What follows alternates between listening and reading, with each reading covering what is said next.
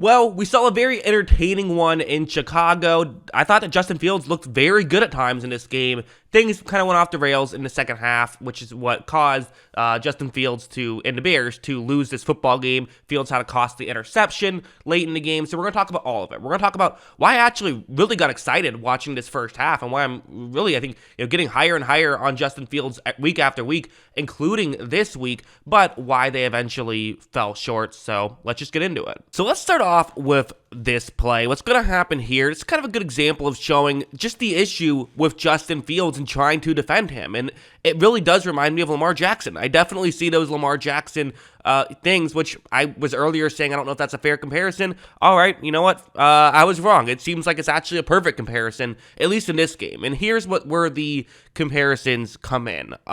This is what teams did to Lamar a lot, was they would try to play zone coverage, which, it makes sense, right? If you play zone coverage against a good rushing quarterback, you now have everybody on the field that is wearing the jersey, that is not the quarterback's jersey, looking at the quarterback. So that's the goal. The issue with this is if you know what defense you're going up against, you know what concepts can beat that defense. This concept is a perfect concept to beat this type of coverage. It's a cover 3 zone, but they're going to have the there's 3 eligible receivers lined up to the right, but the 2 wide receivers are going to be running sort of over the middle, so that way when the tight end kind of goes underneath, he can potentially get open. Watch as this play begins, and you're going to see right here, this is just a wide open situation for Fields, and some people would discredit it and say, oh, well, Fields is just going to throw to an open guy here. That's kind of true. Fields makes this throw, and they are able to get Cole Kmet, who was kind of schemed open there, but he was schemed open because of the fact that teams respect Justin Fields' rushing ability so much. That's exactly why they were able to scheme him open. So, okay, sure, you can say that it was open, but it was open because of Fields. And, I thought we made had the same discussions about Lamar, where Lamar would throw to open guys, but it's like they would get open because of Lamar's threat to run. Well, it's the same situation here. So it's still the value that Fields is adding to the game. He's making their receivers get more open, which is what a good quarterback does. He just does it in a slightly different way than like a Tom Brady does it. But if you're moving the ball down the field, who cares how you're doing it? Like, this play is going to be another example, although it's going to end in a bad result. It's still a good example of this idea of it's zone coverage, once again, so you can kind of game plan for it, right? You can run a route that's good against this type of coverage of a player who's going over the middle. You have a play action, which can get linebackers out of position. Watch as Fields takes the snap and is going to look down the field. He fires down the field, and again, you get somebody open. So this is it's good stuff by Chicago of knowing the situation, knowing their players, and using them to the best of their abilities. And as you see, it is a catch, and then it's going to be a fumble, so the fumble part, not ideal, but again, just the idea behind it is what's good. The fact that these guys are getting open now, it's largely the same receiving core. Okay, Chase Claypool's there now, but the first half of this season and then the second half of the season have been largely the same group of guys. It's just more so you're able to scheme guys open more because teams are so afraid of Fields' rushing ability, and rightfully so. Because going over here, this is if you want to say, well, maybe you don't sit back and play zone all the time, maybe you try to do some different stuff. The reality is Fields can absolutely destroy you even if you are paying attention to him. That's what makes him such an incredible player right now and why he's doing so good. Before Fields takes the snap, just a couple of things to note. It's going to be a quarterback keeper, so fakes as though it's a handoff to the running back, but then keeps it himself. And I believe this is just a blitz all the way by the defensive back. In fact, I'm 99% sure that's what's happening. He's just blitzing. So it's not even trying to stop the run. If this was a drop back, he's still going, trying to get to Fields. So given the fact that Fields is going to keep the ball and run in his direction, this is kind of a lottery play. Sometimes you have a certain play call that ends up working out perfectly, and that's the situation that the Packers are in right now. I'm assuming they kind of said, let's dial up some of these plays in case we get lucky and, get it at the exact right time. And that's what's happening here. They're getting lucky and dialing up this play at the exact perfect time. Watch as Fields takes the snap and again, fakes the handoff, now has the ball himself. In a situation like this, realistically, this should go for a loss of several yards. But Fields makes an incredible move to get by him. That part was great, but it gets even better. First off, gotta give credit to the Chicago Bears offensive linemen and just players in general being willing to block, being willing to do the little things to help make this play work. You see them getting up to all the way down the field to get in position to make those blocks down the field.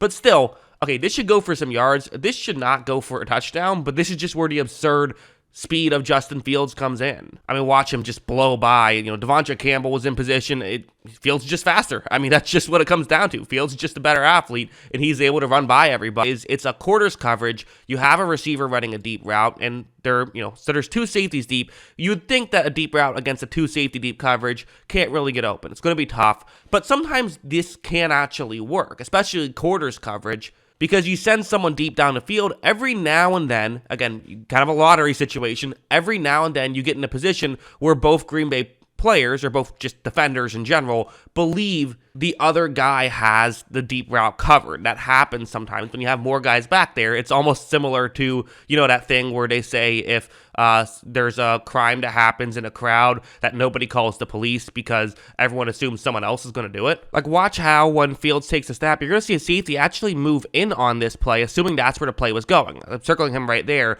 You see he moved in, and this sets up the one-on-one matchup down the field, and it's the one-on-one matchup with a corner who assumed he had safety help over the top and maybe wasn't playing it as cautiously as he should have. So again, in some ways, this was a lottery situation. Things worked out, you got lucky, sure. But you know what? A lot of young quarterbacks would not be looking down the field on that play. They just wouldn't be paying attention to it. Fields noticed it. As you see, Fields does a great job of being able to make this long throw. They get the ball all the way to the 5-yard line. So just a great throw from Justin Fields. This is stuff that he's just being able to do consistently, which is, definitely good to see. He's definitely getting better as a passer, and he's already elite as a rusher. I have to say, I didn't love some of these third down play calls by the Chicago Bears, starting off with this one. It's like Fields is playing well.